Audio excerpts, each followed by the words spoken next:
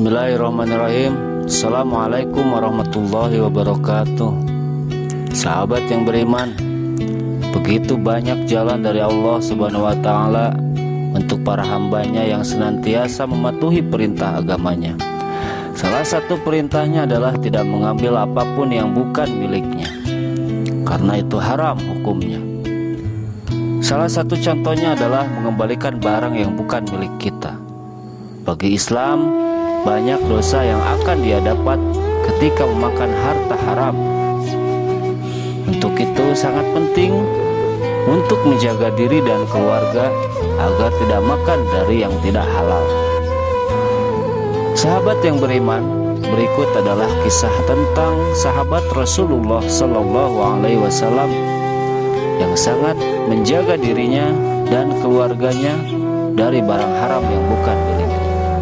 Namun sebelumnya jangan lupa like, subscribe, dan share video ini serta klik tanda lonceng notifikasi agar kami dapat membagikan video-video yang insya Allah menjadi penambah ilmu dan penguat keimanan kita.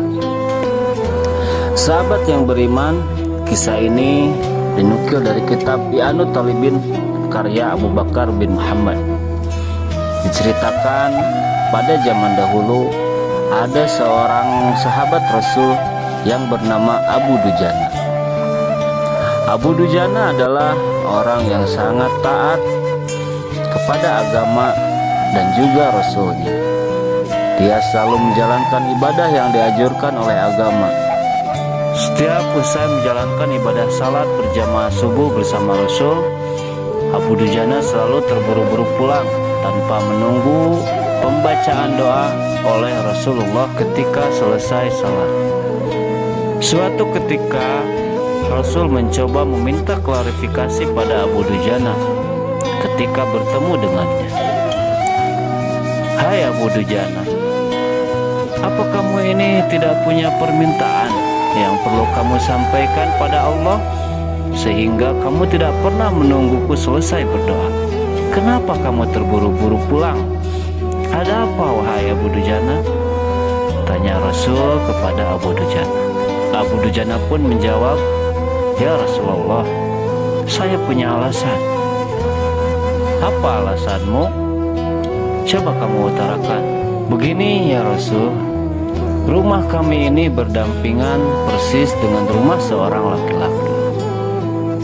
Di atas pekarangan rumah milik tetangga kami ini terdapat satu pohon kurma yang menjulang.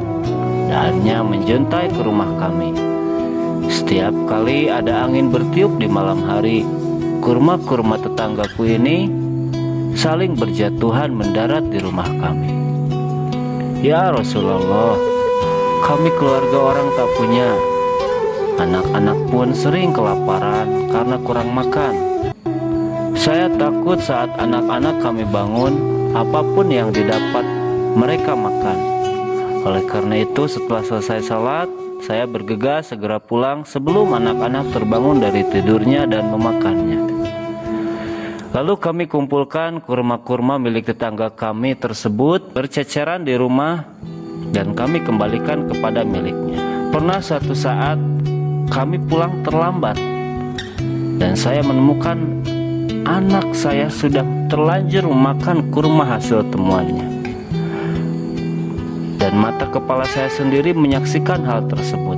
Tampak ia sedang mengunyah kurma basah di dalam mulutnya yang ia pungut di bawah tanah tepat di rumah kami.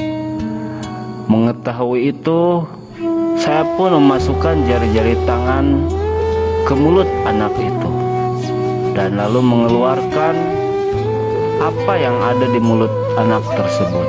Dan aku pun mengatakan kepada anakku, "Nah, janganlah kau permalukan ayahmu ini di akhirat kelak." Anakku lalu menangis.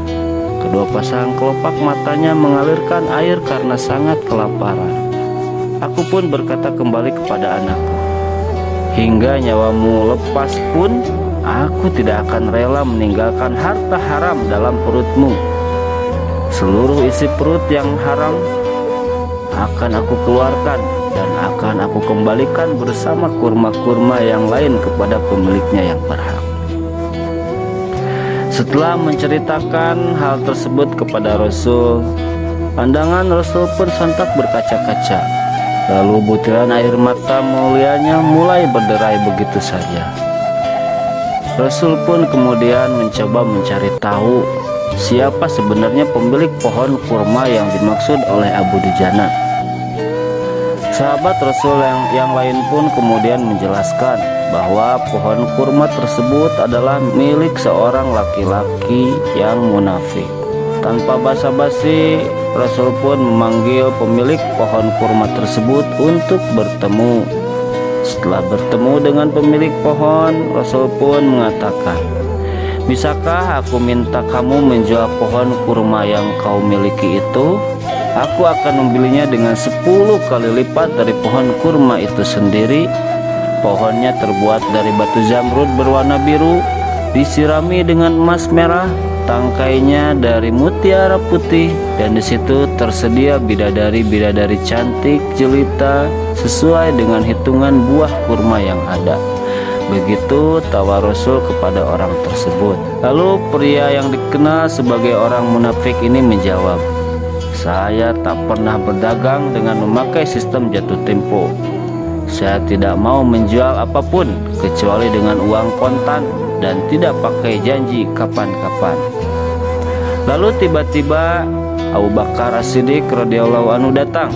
Lantas beliau berkata, "Ya sudah, aku beli dengan 10 kali lipat dari tumbuhan kurma milik Pak Fulan yang kualitasnya tidak ada di kota ini." Si munafik kemudian berkata dengan girangnya, "Baiklah, kalau begitu aku jual." Lalu Abu Bakar pun menyahut, "Bagus kalau begitu, aku beli." Setelah keduanya sepakat, Abu Bakar menyerahkan pohon kurma yang sudah dibelinya dari laki-laki munafik itu kepada Abu Dujana.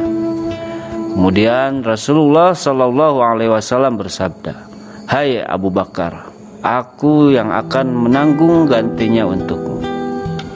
Mendengar sabda Nabi ini, Abu Bakar pun bergembira bukan main. Begitu pula dengan Abu Dujana.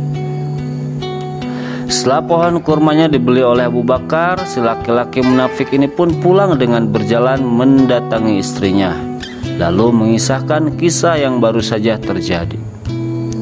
"Aku telah mendapat untung yang banyak hari ini. Aku dapat 10 pohon kurma yang lebih bagus. Padahal kurma yang aku jual itu masih tetap berada di pekarangan rumahku. Aku tetap yang akan memakannya lebih dahulu, dan buah-buahnya pun tidak akan pernah aku berikan kepada tetangga kita itu," kata si pria munafik tersebut. Keesokan harinya ketika si munafik bangun tidur, dia pun terkejut melihat pohon kurmanya itu sudah berpindah dan tidak lagi berada di atas tanah miliknya, melainkan berdiri di atas tanah milik Abu Dujana. Dan seolah-olah tak pernah sekalipun tampak pohon tersebut tumbuh di atas tanah si munafik. Dan tempat asal pohon itu tumbuh rata dengan tanah. Sahabat yang beriman, dari kisah ini kita dapat mengambil pelajaran bahwa sikap kehati-hatian sahabat Rasulullah tersebut dalam menjaga diri dan keluarganya dari makanan haram yang bukan merupakan haknya. Sesulit apapun hidup kita, maka janganlah kita dan keluarga kita melakukan hal-hal yang tidak disukai Allah Subhanahu wa Ta'ala. Maka setiap kebaikan akan dilipat gandakan pahalanya oleh Allah Subhanahu wa Ta'ala 10 kali lipat, sebagaimana janji Rasulullah Sallallahu Alaihi Wasallam. Dan apabila semua tidak kita dapatkan sekarang, maka insya Allah pasti akan kita dapatkan di akhirat kelak. Wallahu a'lam bishawab. Terima kasih. Assalamualaikum warahmatullahi wabarakatuh.